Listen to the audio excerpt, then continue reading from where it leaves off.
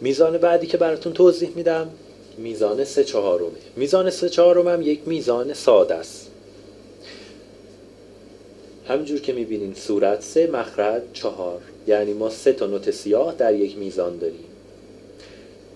اینجا دو جور ما میتونیم ضرب بزنیم و بشماریم. برای کسایی که میخوان اولین بار میزان 3/4 رو بزنن و یاد بگیرن، عین یک میزان ساده 1 و 2 و 3 و 1 و 2 و 3 و عین میزان 4/4 که میشمردیم. ولی به صورت کلاسیک حالا یا پیشرفته‌اش ما برای هر میزان یک ضرب میزنیم. عین 6/8 که ما میگفتیم 1 2 3 4 5 6، اینجا میشماریم 1 2 3، با این تفاوت که اونجا 1 2 3 ما 3 تا نوت چنگ بود، اینجا 1 2 3 ما 3 تا نوت سیاهه. پس میشماریم 1 2 3، شماره 3 پامون میاد بالا، 1 2 3 1 2 3. آهنگ های 3/4 ما بهش والس هم گفته میشه یا والتز. 3/4 1 2 3 1 2 3، همش شمارشش همینه، 1 2 3 1 2 3. اینجا همینجور که میبینین هر کدوم از این نوتایی که ما داریم قابلیت این داره که به 2 تا نوت چنگ شکسته بشه. پس میزانمون یک میزان ساده است. من میزان اول براتون میزنم، میشمارم. 1 2 3 1 2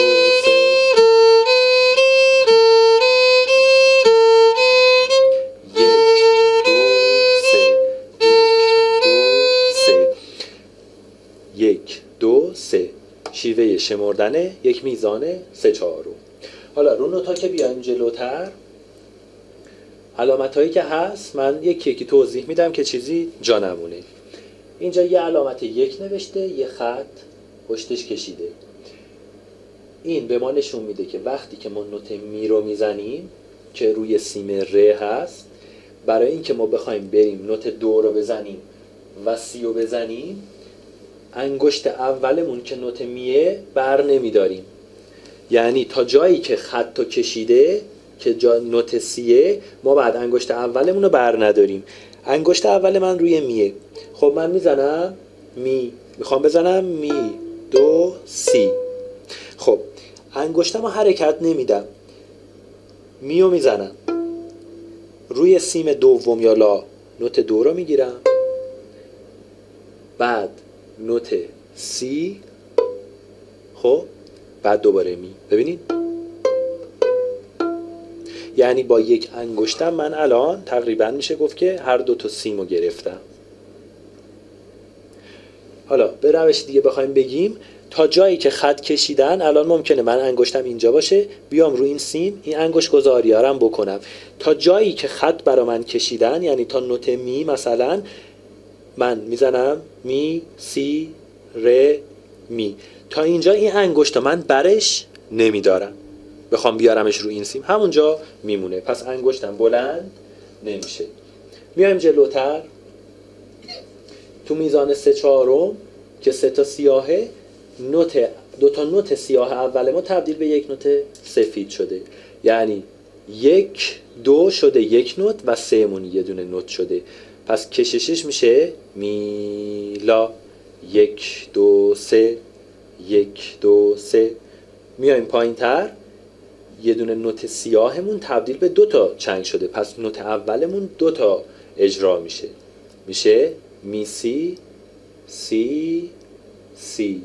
یعنی این یک ضرب 1 و 2 3، عین 6 8 که توضیح دادم.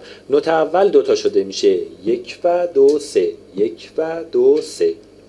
میایم پایین تر، نوت دوممون این اتفاق براش افتاده، 1 2 و 3 1 2 و 3 1 2 و 3. میایم جلو، میرسیم به این 2 تا کروشه‌ای که روی این 2 تا میزان کشیده شده.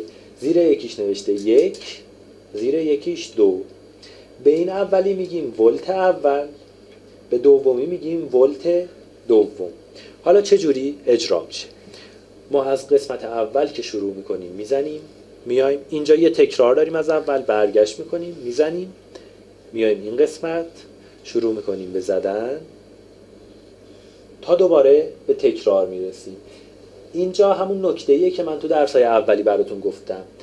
این علامت دقیقاً برعکس اینه و به ما میگه که این قسمت دو بار باید اجرا بشه، یعنی از این علامت تا اینجا رو ما دو بار اجرا میکنیم.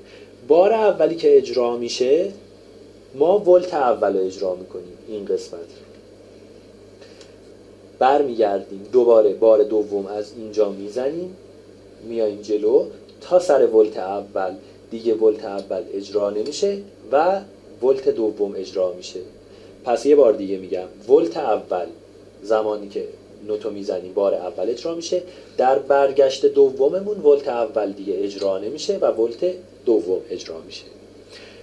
درس بعدی درس 60 نوت سوم دو تا نوت شده، یعنی شده 1 2 3 و 1 2 3 و بعدی نوتای دوم و سوم دو تا شده 1 2 و 3 و 1 2 و 3 و. حالا تو این جور قطعات که ما میایم دو تا نوت داریم، به اون شیوهم که گفتم شما میتونین پا بزنین، یعنی مثل یه میزان ساده، مثل 4 4 که میشمردیم 1 و 2 و 3 و 4 و. اینجا میتونین نوت اولو بگین 1 و بگین 2 و 3 و، یعنی 3 ضرب بزنین 1 و 2 و 3 و. یه مقدار که پیشرفت کردین جلوتر رفتین با همون یک ضرب در هر میزان 1 2 3 1 2 3 شما راحت میتونین بزنید. پس اینجا اگه به مشکل برخوردید به 3 ضرب تبدیل میکنین میزنید، یا درس‌های قبلی که تبدیل شده بود. درس 62 هم عین همون، دوباره نوت اول دوتا شده، نوت دوم دوتا شده و نوت سوم هم دوتا شده 1 و 2 و 3 و. میریم جلوتر.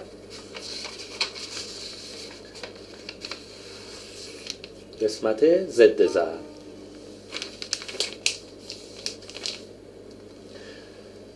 خب در قسمت ضد ضرب خودش مشخصه، ضد ضرب همیشه تا اینجا هر قطعه‌ای که ما اجرا کردیم اولین ضربم که میشمردیم یا شمارش میکردیم نوت بود.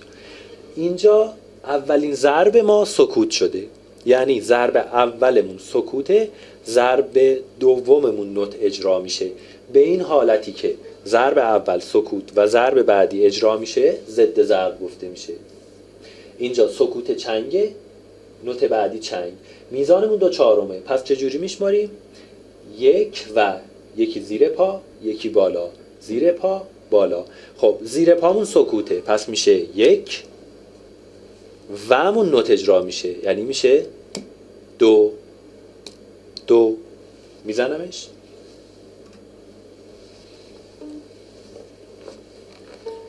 1 یه مرتبه دیگه 1 و 1 و